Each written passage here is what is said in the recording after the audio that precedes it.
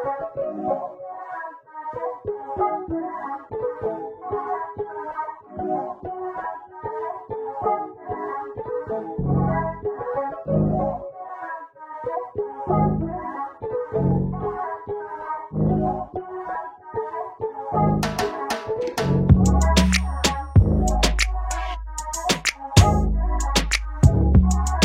একটি গ্রীষ্মকালীন সুস্বাদু ফল। ঠান্ডা তরমুজ গ্রীষ্মকালে বেশ জনপ্রিয়। এতে প্রচুর পরিমাণ জল থাকে।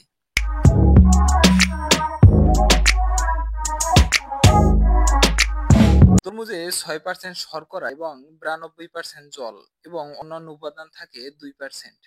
এটি ভিটামিন এ সমৃদ্ধ ফল।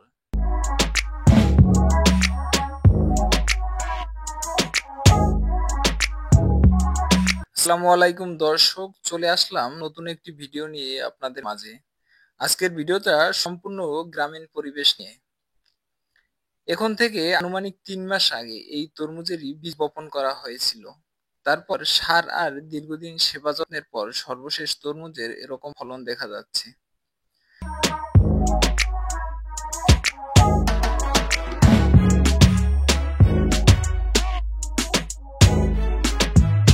আমি এখন বর্তমানে যে জায়গাটিতে আছি এটি হচ্ছে বাংলাদেশের বরিশাল বিভাগের পটুয়াখালী জেলার গলাচিপা উপজেলার পানপট্টির পাশে অবস্থিত কারহার চর।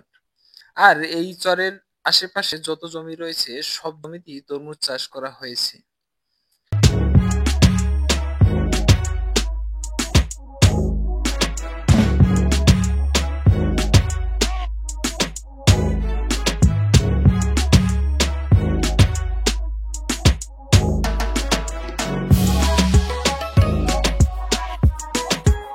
এই জমিগুলোর পাশেই রয়েছে গাছবন আর তার সাথে রয়েছে নদী। তাই পানি সেচ দিতে কোনো সমস্যা হয় না, এমনকি এই নদী দিয়ে যাতায়াত ব্যবস্থা খুব ভালো।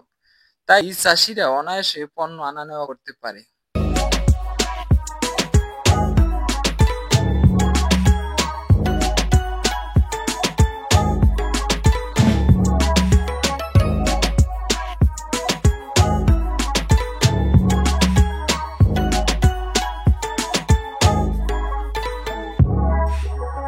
শুধু বরিশাল জেলা নয়, বাংলাদেশের 64 জেলা থেকে বড় বড় ব্যবসায়ীরা আসে পটুয়াখালী এই অঞ্চলগুলোতে তরমুজ ক্রয়ের জন্য।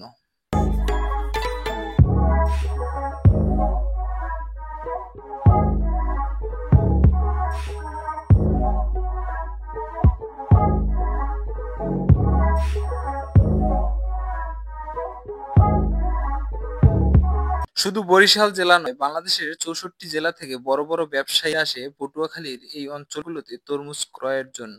এই তরমুজ সারা বাংলাদেশে রপ্তানি হয়, এর মাধ্যমে ব্যবসায়ীরা অধিকতর লাভবান হয়।